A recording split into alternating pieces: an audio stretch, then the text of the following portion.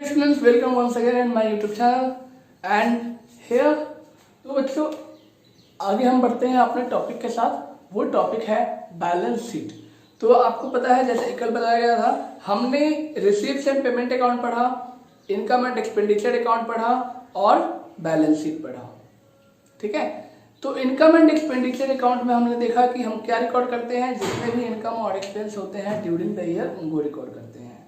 और receives and payment account में देखा कि हम जितना भी रिसीव, चाहे वो एसेट साइड कैपिटल हो या रेवेन्यू हो, चाहे वो पेमेंट कैपिटल हो या रेवेन्यू हो, हम रिकॉर्ड करते हैं। मतलब हर ट्रांजेक्शन को रिकॉर्ड करते हैं। वो प्रीवियस ईयर का भी हो सकता है, नेक्स्ट का भी हो सकता है और करंट का भी हो सकता है। तो कुछ भी हो हम रिसीव्स एंड पेमेंट अकाउंट में एंट्री करते हैं। तो ठीक उसी तरीके से ये है बैलेंस शीट। बैलेंस शीट जो होता है receipt account, receipt and payment account की हेल्प से ही तैयार किया जाता है, income and expenditure account and balance sheet. तो अब तक आपने अगर जान लिए हैं कि इनकम एंड एक्सपेंडिचर अकाउंट क्या होता है, रिसिप्ट एंड पेमेंट अकाउंट क्या होता है, तो आपको अब अगला स्टेज जो है फाइनेंशियल स्टेटमेंट का जो एनपीओ तैयार करती है उसको जानने की। तो वो क्या है, वो ऐसा क्या है बैलेंस शीट में जिसे फाइनेंशियल स्टेटमेंट का फाइनल स्टेटमेंट कहा जाता है। ठीक है, चलिए तो हमने प्रीवियस क्लासेस में अगर आपने नहीं देखा है वीडियो तो आप प्रीवियस वीडियो देखिए, क्योंकि उसमें एक्सप्लेन में दिखाया गया है, बताया गया है बैलेंस शीट क्या होता है और बैलेंस शीट के यूजर्स कौन है और उसके एडवांटेज क्या है, ये आपको बताया गया है पिछले वीडियो में। फिर भी मैं आपको यहाँ पर रिवाइज करवा दे रहा हूँ कि बैलेंस शीट जो होता है एक क्या होता है, फाइनल स्टेटमेंट होता है किसी भी फर्म का। फाइनल स्टेटमेंट का मतलब होता है कि एक समरी है, ठीक है, जिसमें हम देखते हैं, कंक्लूजन कह सकते हैं उसको, जिसमें हम देखते हैं कि शॉर्ट में हमारे पास एसेट कितना है और लायबिलिटीज कितना है। लायबिलिटीज में वो सारे अमाउंट्स एंट्री किए जाते हैं जो इनकम एंड एक्सपेंडिचर अकाउंट में जैसे सरप्लस वगैरह डेफिसिट वगैरह होता है ना, तो इनकम एंड एक्सपेंडिचर अकाउंट से सरप्लस और डेफिसिट को ट्रांसफर करते हैं किसमें, बैलेंस शीट में। तो हम इनकम एंड एक्सपेंडिचर अकाउंट तैयार किए, उसमें जितना भी समरी है वो रिकॉर्ड किया होगा और उसमें से जो भी प्लस माइनस जो भी बचा हमारे पास, चाहे वो सरप्लस हो या डेफिसिट हो, हमने बैलेंस शीट में ट्रांसफर कर दिया। तो बैलेंस शीट में हमारे को एक कंक्लूजन निकाल कर एडजस्ट कर दिया गया सरप्लस और डेफिसिट को कैपिटल फंड में। ठीक है, हम बात कर रहे हैं एनपीओ के केस में बैलेंस शीट के लिए। ठीक है, तो कैपिटल फंड में ऐड कर देते हैं। अब अगर किसी को यह जानने की इच्छा होगी कि हाँ ये सरप्लस और डेफिसिट तो यहाँ पे माइनस किया, हमें इसकी प्रूफ चाहिए, तो उसका प्रूफ क्या है, इनकम एंड एक्सपेंडिचर अकाउंट। तो आपको इनकम एंड एक्सपेंडिचर अकाउंट को देखना पड़ेगा कि क्या सच में ये जो एक्सपेंस और इनकम दिखा रहे हैं वो सही है, ये सरप्लस और डेफिसिट जो दिखा रहे हैं वो सही है। अगर सही है तो फिर आगे कार्रवाई करते हैं। तो फिर आगे चेक करते हैं कि और क्या क्या लायबिलिटीज इस कंपनी के पास बचा हुआ है, इस फर्म के पास बचा हुआ है। तो लायबिलिटीज होता है क्या है, पहले आपको ये बता दूं मैं। लायबिलिटी होता है the amount, a certain amount which a firm has to pay to another person. मतलब एक सर्टेन अमाउंट, एक निश्चित मूल्य या फिर निश्चित अमाउंट पैसे जो एक फर्म को किसी दूसरे व्यक्ति को या कुछ दूसरे लोगों को, दूसरे फर्म को, दूसरे इंडस्ट्रीज को किसी भी रूप में या फिर दूसरे क्रेडिटर्स को, ठीक है, पेमेंट करना पड़ता है, वो अमाउंट होता है। ठीक है, वैसे उसी तरीके से एसेट क्या है, एसेट वह पूंजी है, वह हमारे पास एक फॉर्म ऑफ कैपिटल कह सकते हैं उसको, मतलब एक एसेट जो है ना वो क्या है कि हम उसको लंबे टाइम तक यूज कर सकते हैं, वो मेरी संपत्ति है। वो एसेट को हम संपत्ति कह सकते हैं। और जैसे कि घर हमारा है, लैंड है, ये हमारी संपत्ति है। ये जो हमने इस कोचिंग हमने स्टार्ट किया, इसमें टेबल लगाया, इसमें बोर्ड लगाया, चौक डस्टर, ये सब क्या है, हमारी संपत्ति है। तो eight the end of the year हमारे पास ये संपत्ति कितनी रह जाती है, इसकी वैल्यू कितनी रह गई, वो चीज हमें बताता है कि एसेट्स कितना है। कैश हाथ में है, वो कैश हमें क्या बताता है, हमारी एसेट। बैंक में हमारा बैलेंस, वो हमारा क्या दिखाता है, एसेट, हम कितना स्ट्रांग है। बैंक में अगर ज्यादा बैलेंस है तो हम इसका मतलब स्ट्रांग है। तो ये चीजें हमारे को दिखाता है। कौन? Balance sheet. ओके, तो एक क्वेश्चन राइज करता है दिमाग में कि लायबिलिटीज क्या होता है और एसेट क्या होता है, बता दिया गया। अब है क्या कि बैलेंस शीट जो हम तैयार कर रहे हैं, बैलेंस शीट है क्या? वैसे ये पिछले वीडियो बता दिया गया था, अभी बता दे रहा हूं मैं। बैलेंस शीट एक फाइनेंस स्टेटमेंट है, ठीक है, जिससे हम किसी भी फर्म के परफॉर्मेंस का अनुमान लगा सकते हैं, ठीक है। उससे हम यह पता लगा सकते हैं कि एक फर्म के पास at the end of the year asset कितना है और लायबिलिटी कितना है। ओके, नेक्स्ट कि इसको फायदा किसको होता है? इससे फायदा उन सभी लोगों को होता है। एक तो सबसे ज्यादा फायदा होता है फर्म को, क्योंकि फर्म जो है, चाहे वो एनपीओ हो या फिर कोई अदर फर्म हो, ठीक है, उसको वो अकेले कुछ नहीं कर सकता। जो ऑनर होता है फर्म का, जो ट्रस्टी होता है, वो अकेले कुछ नहीं कर सकता। उसको कहीं ना कहीं से फंड चाहिए होता है, कहीं ना कहीं से अगर एनपीओ है तो फंड चाहिए, डोनेशन चाहिए, ये सब चाहिए होता है। अगर अब प्रॉफिट अर्निंग बिजनेस है तो उनको शेयर्स चाहिए, उनको लोन चाहिए, ठीक है। तो ये सभी चीजों की जरूरत पड़ती है, और ये सभी चीजें हमें कौन देता है? तो एक्सटर्नल यूजर देता है। कौन देता है? External user. दो तरह के यूजर होते हैं, इंटरनल और एक्सटर्नल। इंटरनल में आते हैं एम्प्लॉय आ जाते हैं, मैनेजर आता है और खुद ऑनर आता है, शेयर होल्डर्स भी कह सकते हैं उसको, ठीक है। और जो आपके एक्सटर्नल होते हैं वो है कस्टमर्स, क्रेडिटर्स, ठीक है, डेटर्स, ये सभी एक्सटर्नल यूजर्स हैं। गवर्नमेंट, ये सभी क्या है?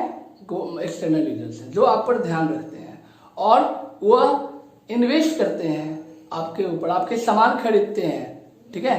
कब खरीदते हैं? जब उनको यह एहसास होता है कि हाँ, ये हमारे लिए सामान बना हुआ है और हमारे लायक है, हम इसे खरीद सकते हैं, हमारी इनकम इतनी है कि हम इसको खरीद सकते हैं। तब ये जाकर ये जो एक्सटर्नल यूजर्स होते हैं वो एक कंपनी को हेल्प करते हैं, या फिर इंटरनल यूजर्स हो, ठीक है।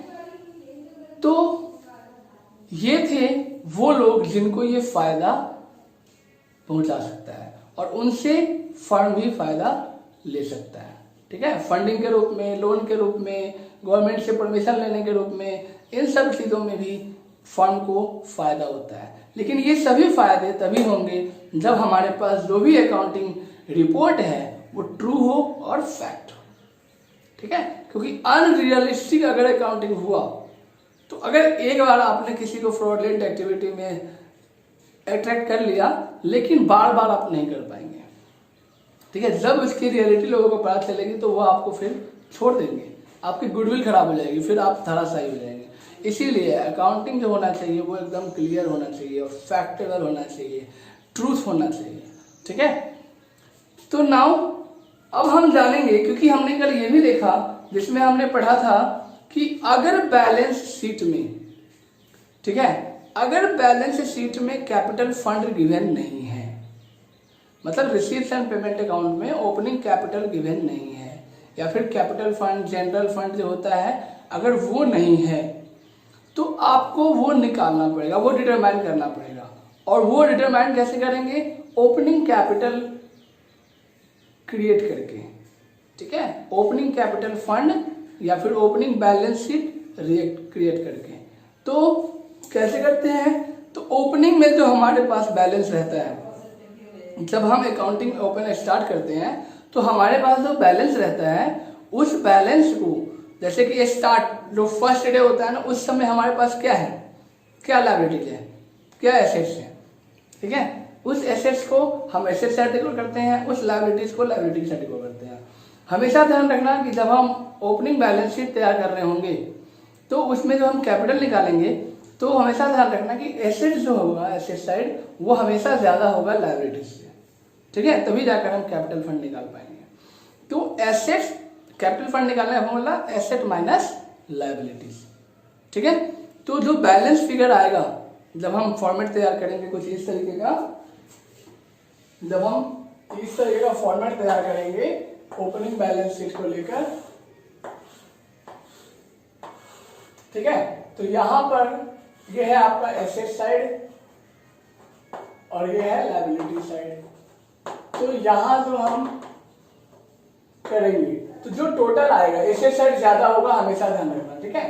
तो ये जो होगा अमाउंट, इसकी अमाउंट दोनों तरफ टोटल में लिखेंगे और लायबिलिटीज के टोटल से माइनस करेंगे तो क्या निकलेगा हमारा, कैपिटल एट बिगिनिंग या फिर कैपिटल फंड या फिर जनरल फंड, जो भी हो, लेकिन वो कैपिटल फंड होगा और जनरल फंड ही होगा, कोई और फंड नहीं होगा, ठीक है। स्पेसिफाइड फंड नहीं आएगा इसमें।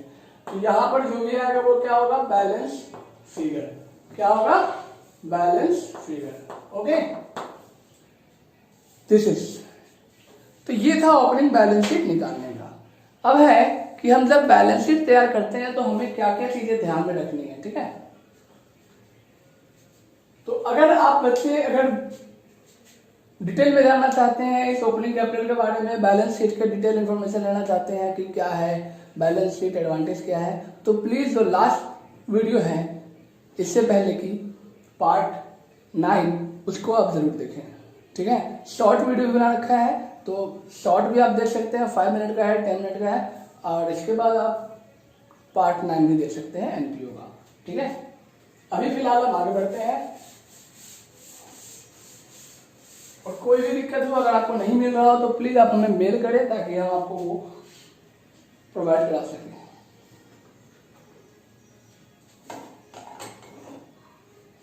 तो चलिए अब हम बढ़ते हैं आपको बैलेंस शीट की तरफ, और while preparing balance sheet what should be kept in mind, while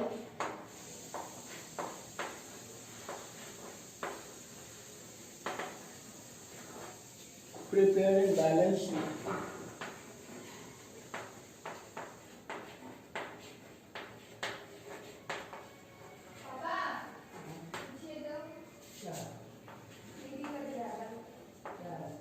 what should be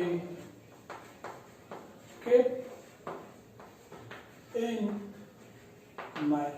जब हम बैलेंस शीट तैयार कर रहे होंगे तो हमें अपने दिमाग में क्या रखना है, ठीक है, किस चीज के, किन बातों को ध्यान में रखते हुए ये बैलेंस शीट तैयार करना है, ये चीज हम इस एनपीओ में, इस पार्ट में, एनपीओ पार्ट 10 में जानेंगे, और इसके साथ साथ इसके फॉर्मेट भी देखेंगे। पर जल्दी आप ये समझने की कोशिश करें कि क्या हमें रखना होगा। सबसे पहला होगा डिटरमाइनिंग ऑफ वैल्यू ऑफ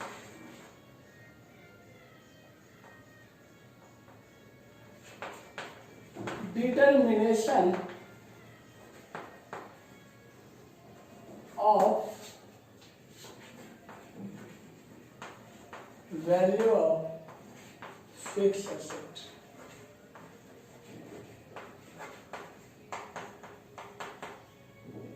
ठीक है, आपको फिर से बता दूं कि ये जो बैलेंस शीट प्रिपेयर होता है वो रिसिप्ट एंड पेमेंट अकाउंट की में जो अमाउंट होते हैं, रिसिप्ट एंड पेमेंट अकाउंट से ट्रांसफर हुए अमाउंट को ही एंट्री करते हैं, ठीक है। अगर कोई पेमेंट साइड है और वो कैपिटल नेचर का है तो हम उसको रिकॉर्ड करते हैं किसमें बैलेंस शीट में, चाहे वो रिसिप्ट हो या पेमेंट हो, क्योंकि इनकम एंड एक्सपेंडिचर में कैपिटल अमाउंट, कैपिटल एक्सपेंडिचर और कैपिटल इनकम हम रिकॉर्ड नहीं करते हैं। और ये भी चीज है कि इनकम एंड एक्सपेंडिचर में हम वहां पर करेंट ईयर का एडजस्टमेंट करते हैं, सिर्फ करेंट ईयर का, ठीक है, बाकी उसमें से प्लस माइनस कर देते हैं। अब आइए, तो रिसीप्ट एंड पेमेंट अकाउंट में जो पेमेंट साइड है कैपिटल नेचर का है तो आप उसको रिकॉर्ड करेंगे, और जो रिसीप्ट साइड है और वो कैपिटल नेचर का है तो आप इसको रिकॉर्ड करेंगे बैलेंस शीट में, ठीक है। तो ये है determination of value of fixed asset.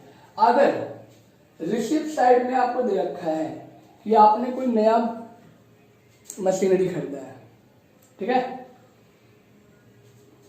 Receipt side में, क्योंकि बैलेंस शीट जो है, बैलेंस शीट आपके पास जो ओपनिंग बैलेंस शीट है उसमें तो एसेट दिया हुआ है।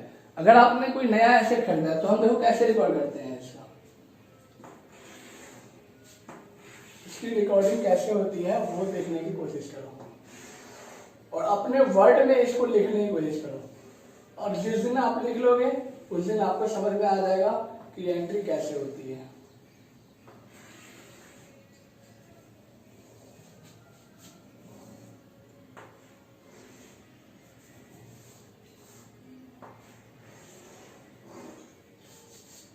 ठीक है, LIAB अमाउंट एसेट, और ये है बैलेंस शीट।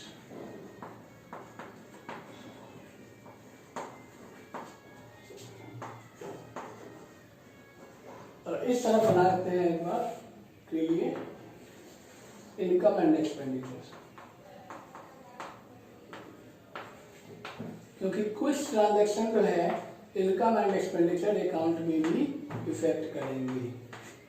ठीक है, अब जैसे कि हमने बात करी determination of value of fixed asset, इसका मतलब जो हमारे पास फिक्स्ड एसेट है उसकी वैल्यू को डिटरमाइन करेंगे।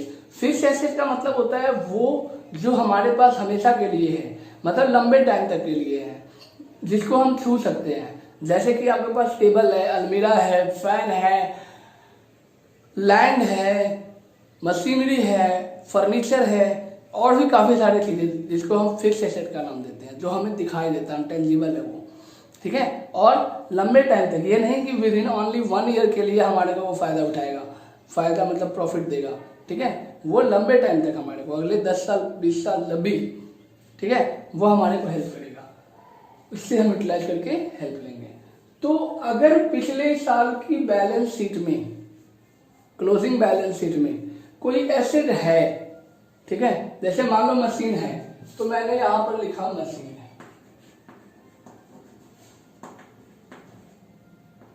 ठीक है, मशीन, अगर पिछले साल के क्लोजिंग बैलेंस शीट में अगर कोई एसेट है, मशीन है, ठीक है, तो उसको हम इस साल के भी क्लोजिंग बैलेंस शीट में उसकी एंट्री करेंगे। ठीक है, अब जब हम एंट्री करेंगे तो देखेंगे कि क्या है इस मशीनरी में। मशीनरी क्या नया मशीन आया है? अगर नया मशीन आया है तो हम ऐड करेंगे न्यू मशीन। ठीक है, न्यू मशीन को इसमें हम क्या करेंगे, ऐड करेंगे, अगर नया मशीन खरीदाया गया है तो। ठीक है, नेक्स्ट आता है अगर आपने बेचा है। ठीक है, अगर आपने बेचा है तो उससे पहले आपको निकालना पड़ेगा कि आप जिस भी मशीन को आप बेच रहे हैं उसमें आपको लॉस कितना हो रहा है। तो उससे पहले आप इसमें निकालेंगे डेप्रिसिएशन। ठीक है, क्योंकि आपको पता है कि जो भी फिक्स एसेट होते हैं, लैंड को छोड़ के, बिल्डिंग को छोड़ के, उसकी वैल्यू जो है सो हमेशा डाउन होती रहती है। जैसे जैसे उसकी यूटिलाइजेशन बढ़ती है, यूटिलाइज करते हैं, वैसे वैसे उसकी वैल्यू जो है सो और भी कम होती जाती है। कैश, जैसे आप देख सकते हैं आप अपने लाइफ में भी, जैसे आप कोई कार लेते हैं, स्टार्टिंग में आप कार लेते हैं 30 लाख 25 लाख 60 लाख का, 1 करोड़ का, लेकिन जब आप उसको दोबारा बेचने जाते हैं तो वही कार जो आपने 1 करोड़ का लिया है वो 50 लाख में बिकता है, जो आपने 30 लाख में लिया है वो 3 लाख में बिकता है। तो मतलब देखो आप कितना वैल्यू में डाउन हो जाता है।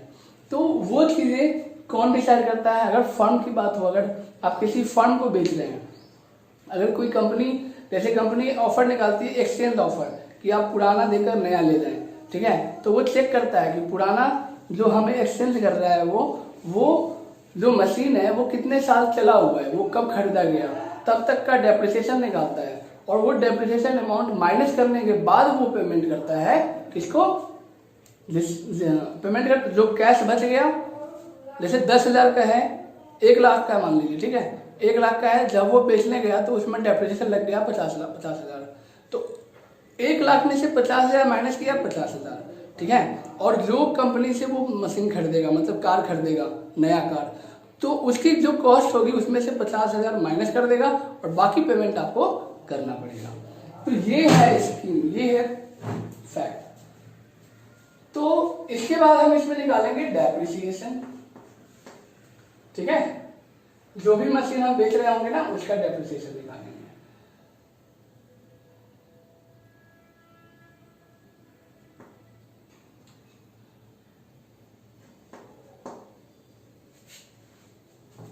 मशीनरी जो बेच रहे हैं उसका हम डेप्रिसिएशन निकालेंगे।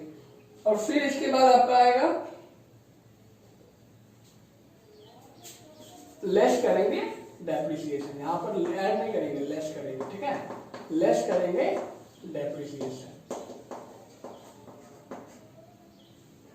ठीक है। और अगर आप बेच लेते हैं तो उसमें से वैल्यू जो है सो कम हो जाएगा, माइनस कर देंगे, लेस कर देंगे अगर सेल कर देते हैं एसेट्स को, ठीक है। और ये जो अमाउंट है जो हमारे को लॉस हो रहा है, ठीक है, ये कैपिटल नेचर का अमाउंट नहीं है, ये रेवेन्यू नेचर का है। तो ये जो डेप्रिसिएशन है ये ट्रांसफर होता है इनकम एंड एक्सपेंडिचर अकाउंट के debit side, depreciation on machinery के नाम से, ठीक है, डेप्रिसिएशन ऑन मशीनरी। ये तो ये था कि कैसे डिटरमाइन करते हैं फिक्स एसेट की वैल्यू को, और बैलेंस शीट में हम कहाँ दिखाते हैं, ठीक है।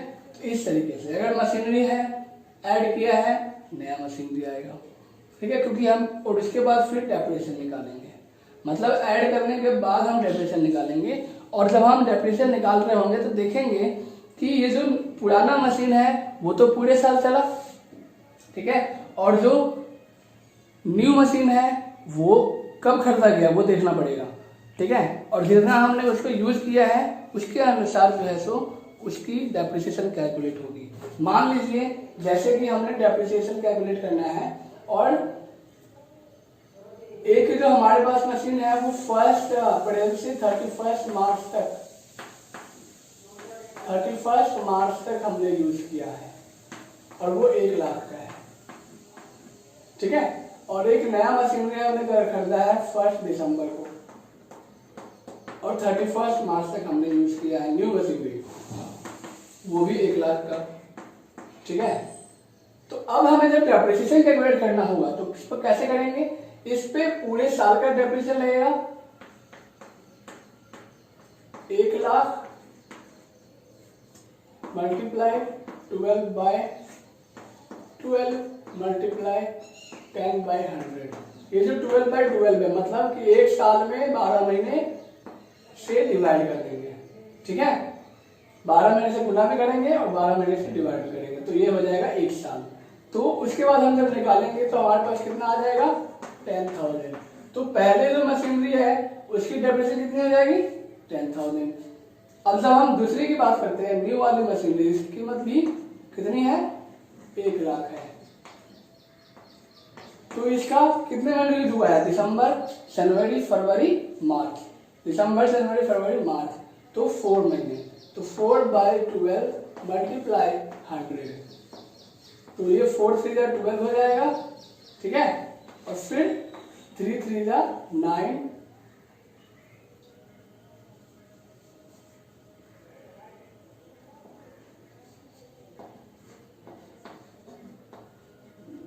और ये परसेंटेज, तो 3 3 9 हो गया आपका, फिर उसके बाद फिर 3,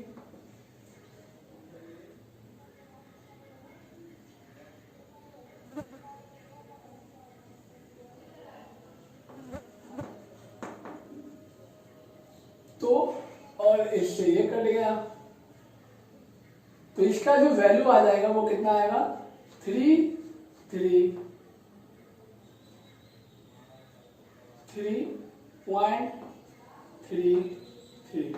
तो ये हो गया सेकेंड मशीनरी की जो डेप्रिसिएशन है। इन दोनों को हम प्लस करके यहाँ पर माइनस करेंगे। ये नहीं कि हम दोनों को इकट्ठे एक साल खरीदे, हमने देखा नहीं कि कब खरीदा है, इसको कब ऐड किया है और दोनों को पूरे साल का लगा दिया, तो आपका बैलेंस भी गड़बड़ा जाएगा, ठीक है, और वो गलत हो जाएगा। तो ये चीजें भी आपको ध्यान में रखनी है, ठीक है।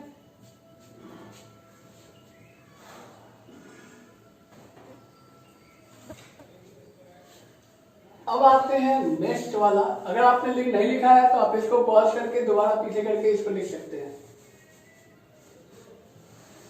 अगर समझना है तो।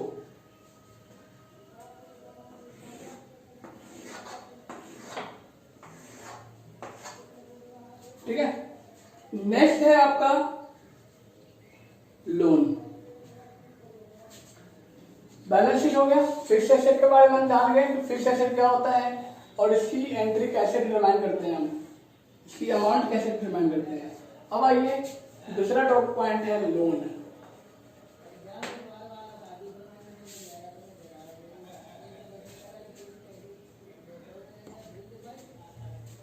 दूसरा पॉइंट है लोन। अगर फर्म लोन लेता है तो लोन जब लेता है तो पेमेंट भी करता है, ठीक है। लोन होता क्या है, लोन वह अमाउंट है जो कंपनी को एक सपोर्ट के रूप में चाहिए होता है कि वो फाइनेंशियली स्ट्रांग हो सके अपने आप में भी, ठीक है, जिससे कि जो भी कमी है कंपनी को वो पूरा कर सकता है उस अमाउंट की हेल्प से।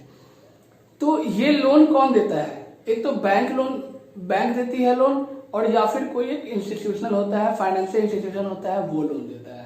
तो कहीं से भी अगर हम लोन ले रहे हैं तो वो लोन ही होता है। और उस लोन की कैलकुलेशन कैसे करते हैं, उसकी एंट्री कैसे करते हैं, वो हम देखेंगे। तो लोन क्या है, एक ऐसा अमाउंट है जिसको हमें पे ही करना है, जिसे हमें पे करना है। या तो हम भी दे सकते हैं किसी को लोन, ऐसा नहीं कि सिर्फ हम ले सकते हैं। तो हम भी किसी को अगर लोन देते हैं, तो अगर हम किसी को लोन देते हैं तो वो हमारे लिए एसेट हो जाता है। क्यों, क्योंकि वो हमें, जो हमसे ले गया है लोन, वो हमें पैसे वापस देगा। और यदि हम किसी से लेते हैं तो हम उसके लिए एसेट हो जाएंगे, पर वो इंसान जिससे हम लोन ले रहे हैं या फिर बैंक, वो हमारे लिए क्या हो जाएगा, लायबिलिटी हो जाएगा। तो लोन अमाउंट को हम यहां लिखेंगे, लोन अमाउंट को हम यहां लिखेंगे। अगर लोन का हम रीपेमेंट करते हैं, मतलब कि कुछ अमाउंट हम पेमेंट कर देते हैं, तो उसको अगर वो payment receipt and payment account के पेमेंट साइड लिखा हुआ है, तो रिसिप्ट एंड पेमेंट अकाउंट के पेमेंट साइड लिखा हुआ है रिकवरी ऑफ लोन, ठीक है, या फिर repayment of loan,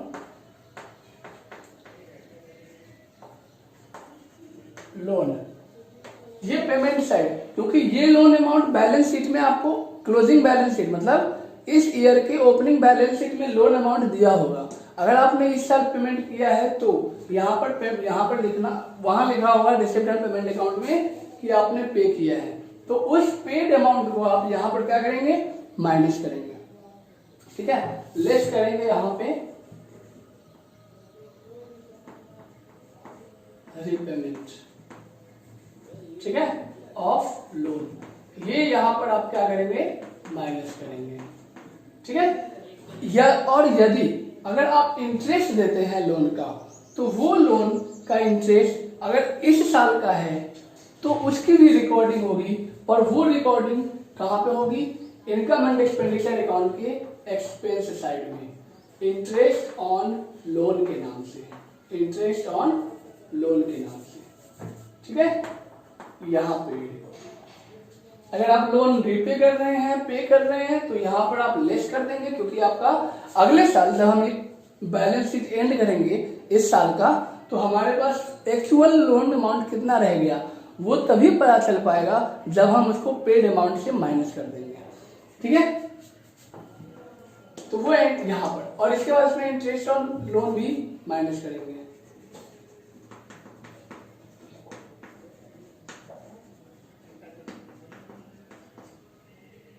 interest on loan minus नहीं करेंगे। क्यों नहीं करेंगे इंटरेस्ट ऑन लोन माइनस, क्योंकि ये जो इंटरेस्ट होता है वो एक्स्ट्रा एक्सपेंस होता है, वो इसके अमाउंट में कैलकुलेटेड नहीं होता है। जैसे लोन हमने 10 लाख का लिया है, तो 10 लाख में ऐड होता है वो इंटरेस्ट, और वो इंटरेस्ट हम यहाँ पे एंट्री करते हैं, वो यहाँ एंट्री नहीं करते हैं। और ये interest on loan receipt and payment account में भी लिखा होगा पेमेंट साइड, ठीक है।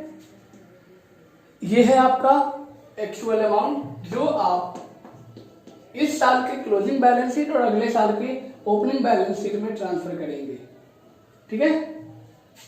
तो इस तरीके से हम लोन की कैलकुलेशन करते हैं। आप इसको लिखना चाहे लिख सकते हैं 1 2 3 4, ठीक है।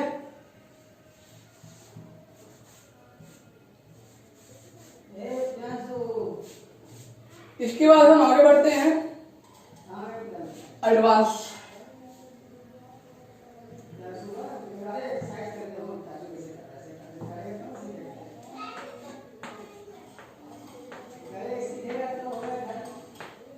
एडवांस। अगर हम कोई भी अमाउंट पे करते हैं एडवांस में या रिसीव करते हैं एडवांस में, अगर रिसीव कर रहे हैं तो उसको बोलते हैं अनअर्न्ड इनकम या फिर रिसीव्ड इन एडवांस। मतलब होता है कि हमने उसके लिए काम नहीं किया पर वह अमाउंट हमें मिल गया। जैसे हम कहते हैं रेंट रिसीव्ड इन एडवांस, जैसे अगले साल का रेंट हमें इसी साल मिल गया तो वो क्या हो गया आपका रेंट रिसीव्ड इन एडवांस। मतलब नेक्स्ट ईयर का रेंट जो है सो हमें इस साल मिल गया तो वो हो गया आपका रेंट रिसीव्ड इन एडवांस। ठीक है। और यदि हमने पे कर दिया एडवांस में तो उसको बोलते हैं प्रीपेड। प्रीपेड तो यह भी एक तरह का एक्सपेंस है। अगर लिखा हुआ है वहां पर तो हम इधर इनकम एंड एक्सपेंडिचर अकाउंट में अगर प्रीपेड है तो प्रीपेड को हम माइनस करते हैं हमेशा। ठीक है, करंट ईयर में। क्यों? क्योंकि इनकम एंड एक्सपेंडिचर सिर्फ करंट ईयर के ही एक्सपेंडिचर्स को रिकॉर्ड करता है।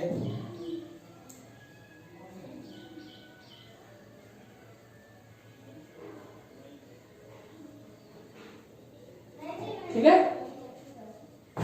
और अगर एडवांस में पे कर देता है तो भी हम उसके जिस चीज के लिए पे कर रहा है, अगर रेंट के लिए है या लोन के लिए है, अगर वो लोन के लिए है तो लोन में क्या करेंगे हम उसको ऐड कर देंगे, क्योंकि हमने पे कर दिया एडवांस में अगले साल के लिए तो उसको तो हम ऐड कर देंगे या माइनस करेंगे।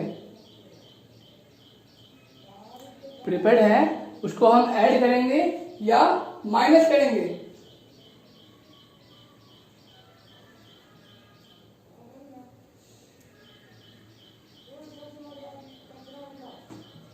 उसको हम ऐड कर देंगे। ठीक है। पर इनकम एंड एक्सपेंडिचर अकाउंट में उसको हम माइनस करेंगे क्योंकि वो पेमेंट जो है जो हमने किया वो नेक्स्ट ईयर का है, इस साल का नहीं है। ठीक है। तो ये है आपका एडवांस। ठीक है। अब जैसे आउटस्टैंडिंग वगैरह होता है तो वो तो आपको अच्छे से पता होगा। तो आउटस्टैंडिंग सैलरी वगैरह है, आउटस्टैंडिंग रेंट है, आउटस्टैंडिंग वेजेस है, वो सभी चीजें हम रिकॉर्ड करते हैं। कहाँ? इधर भी रिकॉर्ड होता है इनकम एंड एक्सपेंडिचर अकाउंट में अगर आउटस्टैंडिंग है तो, और लायबिलिटी साइड भी होता है। फिर इसके बाद आइए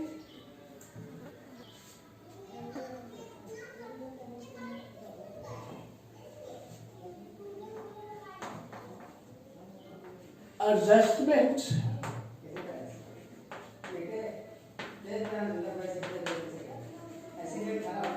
related to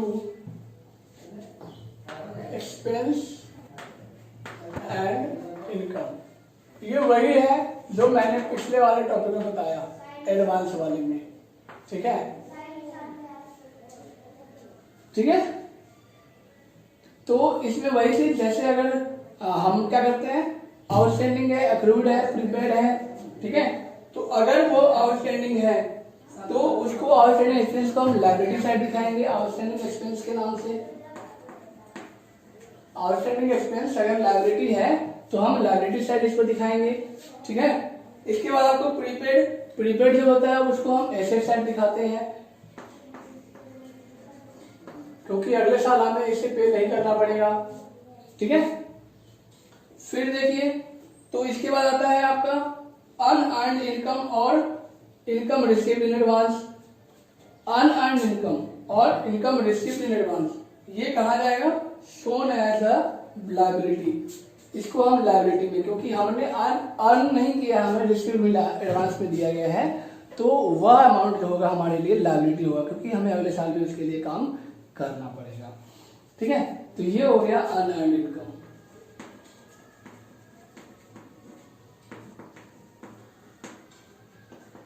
अनअर्न्ड इनकम। ठीक है। फिर इसके बाद आपका आता है अक्रूड इनकम। अक्रूड इनकम मतलब होता है कि अर्न्ड बट नॉट रिसीव्ड। जैसे उनके लिए जब हम किसी को रेंट नहीं देते हैं, सैलरी नहीं देते हैं, तो हमारे लिए वो आउटस्टैंडिंग हो गया ना। वैसे ही अगर हमें नहीं मिलता है तो हम उसको बोलते हैं अक्रूड इनकम। मतलब अर्न कर लिया है लेकिन वो मिला नहीं है, तो अक्रूड इनकम में क्या होता है हमारा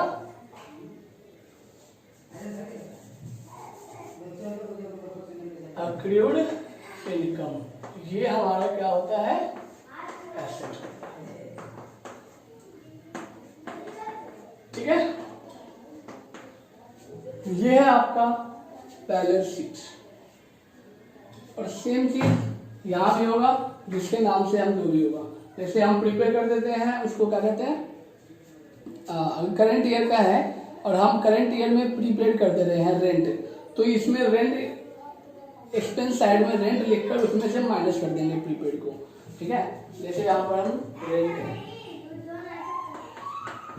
तो यहाँ लिखेंगे प्रीपेड माइनस करके। ठीक है, पर यहाँ हमारे लिए क्या हो जाएगा, वो एसेट हो जाएगा। जो भी अमाउंट आएगा वो हम लिख सकते हैं। अगर आउटस्टैंडिंग है तो आउटस्टैंडिंग को हम इसमें ऐड करेंगे, ऐड आउटस्टैंडिंग, और ये लेस है आउटस्टैंडिंग रेंट। समय तो ये था आपका कि किस तरीके से जो भी एडजस्टमेंट है वो इफेक्ट करता है इनकम एंड एक्सपेंडिचर और बैलेंस शीट को। इसके बाद आता है आपका cash and bank balance. Cash and bank balance,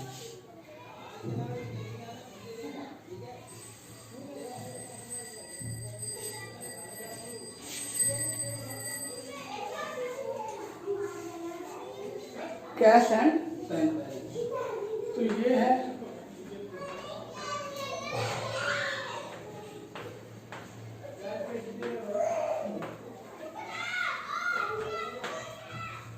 तो देखिए कैश एंड बैंक बैलेंस कहता है कि आपके पास at the closing year, time of closing, उस समय आपके पास एट अ पार्टिकुलर डेट आपके पास कैश बैलेंस क्या है और बैंक बैलेंस क्या है। तो कैश और बैंक ये दोनों ही एसेट होते हैं। ठीक है, लेकिन बैंक के केस में क्या होता है, बैंक के केस में अगर बैंक से आप पैसा ओवरड्राफ्ट कर लेते हैं, मतलब कि आपके पास जितना पैसा बैलेंस है उससे ज्यादा अगर आप निकाल लेते हैं तो वो अमाउंट जो होता है हमारे फंड के लिए क्या हो जाता है, लायबिलिटी। तो अगर किसी भी रूप में अगर बैंक ओवरड्राफ्ट हुआ है, बैंक ओवरड्राफ्ट हुआ है तो अगर बैंक ओवरड्राफ्ट हुआ है तो हम लायबिलिटी साइड लिखेंगे।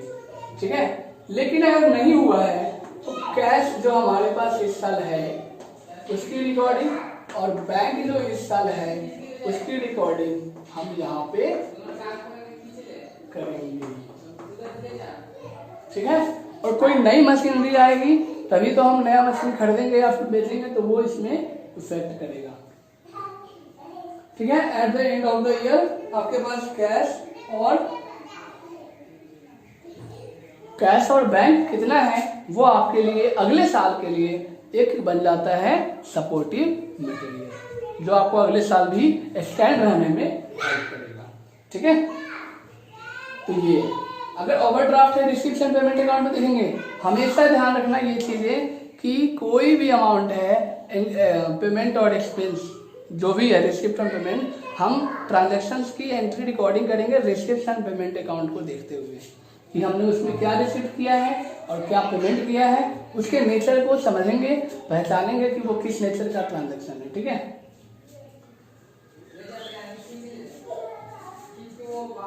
इसके बाद आपका आता है सरप्लस एंड डेफिसिट। आपको पता है कि सरप्लस एंड डेफिसिट जो है वो किसमें निकलता है, सरप्लस एंड डेफिसिट।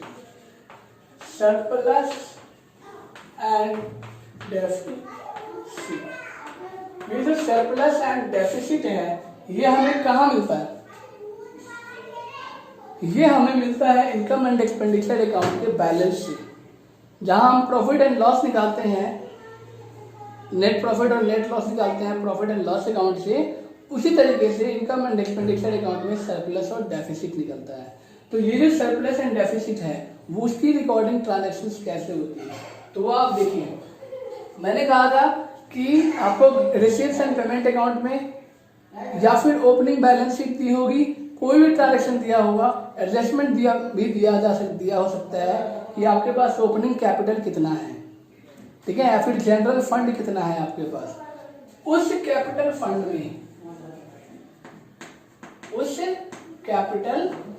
में ऐड होता है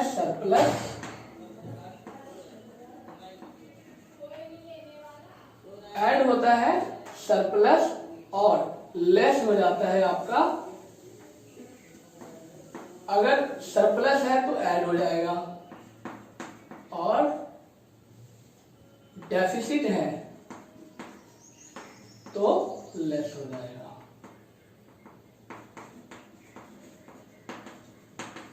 ठीक है, और जो अमाउंट आएगा उसको हम एक्चुअल अमाउंट के कॉलम में डाल देंगे। ठीक है, ये है आपका ट्रांजैक्शंस, कैसे किन किन चीजों को ध्यान में रखना है दिमाग में।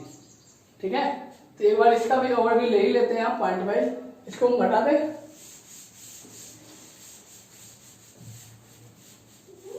कि हमें बैलेंस शीट बनाते समय क्या क्या ध्यान में रखना है। तो पहला चीज है determination of value of fixed asset.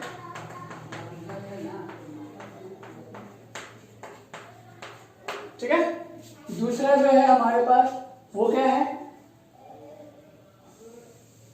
वो है लोन। क्या है, लोन। फिर तीसरा जो है हमें ध्यान में रखना है वो रखना है एडवांस। फिर आपको चौथा जो रखना है वो है वैल्यू ऑफ इन्वेस्टमेंट। ये बताना भूल गया, कोई नहीं, बता दूंगा आपको। Value of investment. फिर इसके बाद आता है एडजस्टमेंट।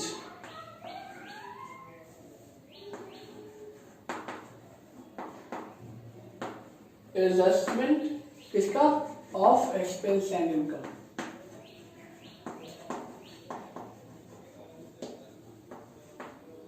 फिर सिक्स जो है वो है लायबिलिटीज। फिर सेवेंथ है आपका कैश एंड बैंक।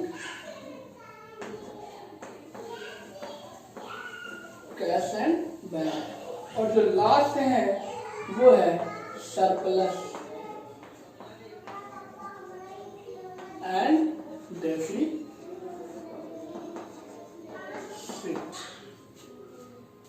समझ गए? अब ये बारी बारी से शॉर्ट में अगर आप देख रहे हैं तो ध्यान से देखिएगा। Determination of value of fixed asset मतलब कहता है कि फिक्स्ड एसेट्स की डिटर्मिनेशन करते हैं, उसकी वैल्यू को डिटरमाइन करते हैं। कैसे करते हैं, एक तो क्लोजिंग बैलेंस शीट में, मतलब इस साल के ओपनिंग बैलेंस शीट में आपको एसेट की वैल्यू दी होगी। अगर ड्यूरिंग द ईयर एसेट्स को लेकर कोई भी न्यू मशीनरी आता है, न्यू एसेट आता है, तो हम उसको ऐड कर देते हैं उस एसेट में, और फिर उसको हम अगर बिकता है तो हम लेस भी करते हैं उसी में से। और उसके बाद अगर बेचने पर लॉस होता है या प्रॉफिट होता है, उस लॉस और प्रॉफिट अमाउंट को हम डालते हैं इनकम एंड एक्सपेंडिचर अकाउंट के इनकम और एक्सपेंस साइड। अगर लॉस हुआ तो एक्सपेंस साइड, और इनकम हुआ तो इनकम साइड। ठीक है, मतलब प्रॉफिट हुआ तो। और उसके बाद हम निकालते हैं डेप्रिसिएशन जब निकालते हैं तो वो हम देखते हैं कि जो मशीनरी अगर नई आई है तो नई जो आई है वो कितने साल यूज हुआ, मतलब कितने महीने यूज हुआ है, और जो पुरानी मशीनरी है वो कब तक यूज हुआ है।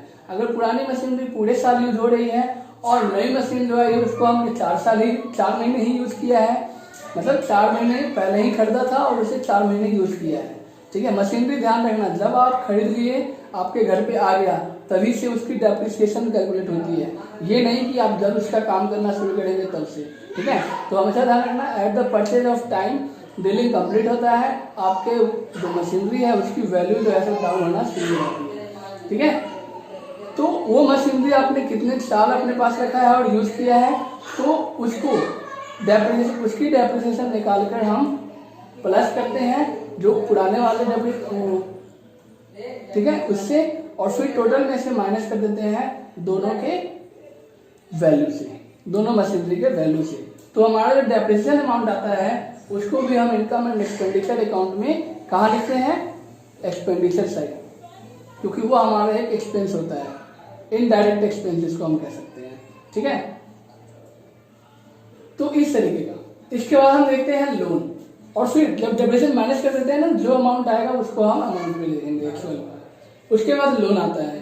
तो लोन तो होता है एक तरीके से, लोन सपोर्ट प्रोवाइड करे किसी भी बिजनेस को, इसके लिए लोन लिया जाता है। अगर कोई हमारे को दिक्कत हो रहा है कि किसी से हमने उधार लिया है और हम पे नहीं कर पा रहे हैं, तो हम सोचते हैं कि बैंक से ही क्यों ना लोन ले लिया जाए और उसको बाद में पे करते रहेंगे धीरे धीरे। तो वही चीज़ है, लोन हमारा एक सपोर्टिव मटेरियल हो जाता है, पर वो एक लायबिलिटी होता है, क्योंकि हमें कभी ना कभी उसे पे करना पड़ता है।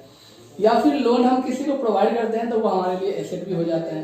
तो लोन जो है, आप देखेंगे ओपनिंग बैलेंस शीट में क्या लोन गिवन है, ठीक है। अगर नहीं भी गिवन है और आपने इस साल लोन लिया है, तो आप इस साल जब आपने लोन लिया है तो आप उसका डेट भी देखेंगे, क्योंकि लोन पर हमें इस इंटरेस्ट लगता है, और वो इंटरेस्ट जो है हम इनकम एंड एक्सपेंडिचर अकाउंट के एक्सपेंस साइड एंट्री करते हैं, और ये लोन जो है लायबिलिटी साइड में होगा, ठीक है।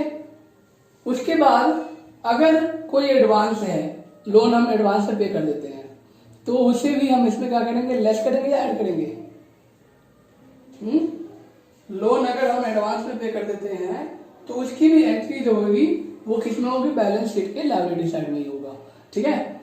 इसके बाद आते हैं वैल्यू ऑफ इन्वेस्टमेंट। इन्वेस्टमेंट क्या है, एक हमारा एसेट होता है, तो ये जो है हमारा बैलेंस शीट के एसेट साइड में जाएगा। अगर इंटरेस्ट मिलता है इस इन्वेस्टमेंट पे तो ये ऐड हो जाएगा इन्वेस्टमेंट के अमाउंट में, और इनकम एंड एक्सपेंडिचर अकाउंट के इनकम साइड में इंटरेस्ट और इन्वेस्टमेंट आएगा, ठीक है। फिर इसके बाद adjustment of expense and income. Expense और इनकम का एडजस्टमेंट क्या क्या हो सकता है, प्रीपेड अमाउंट हो सकता है। तो प्रीपेड क्या है, पेड इन एडवांस। एक तरीके से हमारे लिए वो एसेट हो गया कि अगले साल हमें पे नहीं करना पड़ेगा, ठीक है। पर received in advance, received in advance क्या होता है, हमारे लिए लायबिलिटी होता है। इसका मतलब ये हुआ कि हमें उसे बाद में पे करना पड़ेगा, ठीक है। और फिर इसके बाद होता है आपका लायबिलिटीज, ठीक, हाँ। उसके बाद होता है अनअर्न्ड इनकम, मतलब हमने अर्न नहीं किया है और इनकम हमें मिल गया, वही रिसीव्ड इन एडवांस है, ठीक है। फिर उसके बाद होता है अक्रूड इनकम। अक्रूड इनकम होता है क्या, अर्न किया लेकिन मिला नहीं है, तो वो भी हमारे लिए एसेट है, तो वो एसेट साइड जाएगा। तो दो चीजें जो लायबिलिटी साइड जाएगी वो है आउटस्टैंडिंग और रिसीव्ड इन एडवांस, ठीक है। और दो चीजें जो एसेट साइड जाएगा वो है प्रीपेड और अक्रूड इनकम। इसके बाद आते हैं लायबिलिटीज। लायबिलिटीज में भी कई सारी चीजें हो सकती हैं, आउटस्टैंडिंग जैसे बताया मैंने अभी, और क्रेडिटर्स भी होते हैं, ठीक है। डोनेशन हो गया, किसी स्पेसिफाइड पर्पस के लिए हम फंड कलेक्ट कर रहे हैं तो वो भी एक तरह का लायबिलिटी हो गया। तो जितने भी लायबिलिटी अमाउंट है जो हमें पे करना है किसी दूसरे व्यक्ति को, तो वो जो है लायबिलिटी के साइड आएगा। इसके बाद कैश एंड बैंक। अगर बैंक कैश तो हमेशा रहेगा, अगर कैश नहीं है तो वो माइनस में नहीं जा सकता, क्योंकि अगर हाथ में कैश हमारे पास 0 रुपए है तो -1 नहीं हो सकता, -2 नहीं हो सकता रुपए में, ठीक है, हाथ में। तो हमेशा अगर 0 है तो वो 0 ही रहेगा, अगर 10,000 है तो 20,000 है तो प्लस में ही रहता है, ठीक है। लेकिन बैंक बैलेंस 0 में जा सकता है, माइनस में भी जा सकता है, लेकिन जैसे ही वो माइनस में जाता है उसको हम बोलते हैं बैंक ओवरड्राफ्ट। तो अगर बैंक ओवरड्राफ्ट है, इसका मतलब अपने अमाउंट से, अपने जो बैंक अकाउंट है उसमें जितना अमाउंट है उससे ज्यादा आपने निकाल लिया, तो उस अमाउंट को हम माइनस करते हैं, सॉरी उस अमाउंट को, बैंक ओवरड्राफ्ट को हम बैलेंस शीट के लायबिलिटी साइड हम पुट करते हैं, ठीक है।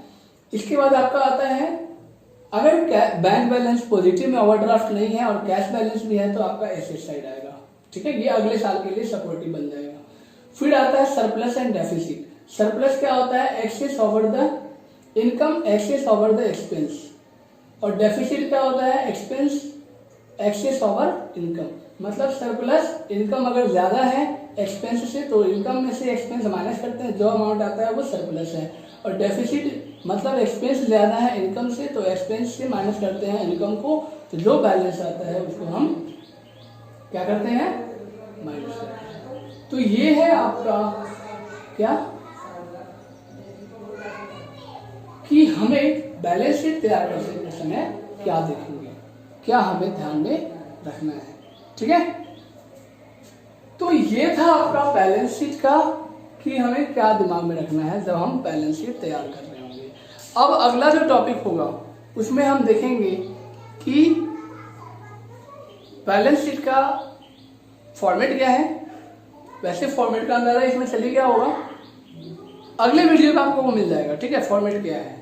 और फिर उसके बाद आप देखेंगे फंड बेस्ड अकाउंटिंग, जो आपका लास्ट टॉपिक होगा थ्योरी में और बेसिक जानने के लिए, ठीक है। उसके बाद तो प्रैक्टिकल है, तो 2 दिन आपको उसमें और लगेंगे, किसमें, फंड बेस्ड अकाउंटिंग में। उसके बाद प्रैक्टिकल करेंगे तो 2 दिन प्रैक्टिकल होगा और 1 दिन आपका मास्टर क्लास होगा। उस दिन के लिए मैं आप सभी को कहना चाहता हूँ कि आप सभी के पास मैसेज आ जाएगा इसी वीडियो के माध्यम से कि हम लाइव होने वाले हैं। तो जिन भी बच्चों को, क्योंकि मैं यूट्यूब पे अभी लाइव नहीं हो सकता, तो जो भी बच्चे लाइव होना चाहते हैं प्लीज़ आप अपना कॉन्टेक्ट नंबर आप मेल कर सकते हैं मुझे go2experiencehub@gmail.com पे, या फिर व्हाट्सएप कर सकते हैं मेरे कॉन्टेक्ट नंबर 8700398340, ठीक है। इसमें आपको ऐड किया जाएगा बीएससी क्लासेस के ऐप में, बीएससी क्लासेस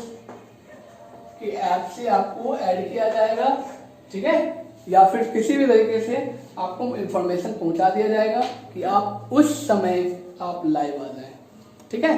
तो thank you for watching this video and please आप इस वीडियो को जितना ज़्यादा अपने दोस्तों के साथ शेयर कर सकते हैं उतना कीजिए, क्योंकि ये सिर्फ आपके लिए ही नहीं है, और भी बच्चों के लिए जिनको इस लॉकडाउन के समय में ज़रूरत है और जो कोचिंग नहीं जा पा रहे हैं, क्योंकि उनकी भी एकेडमिक परफॉर्मेंस हमारे लिए चिंताजनक है, ठीक है।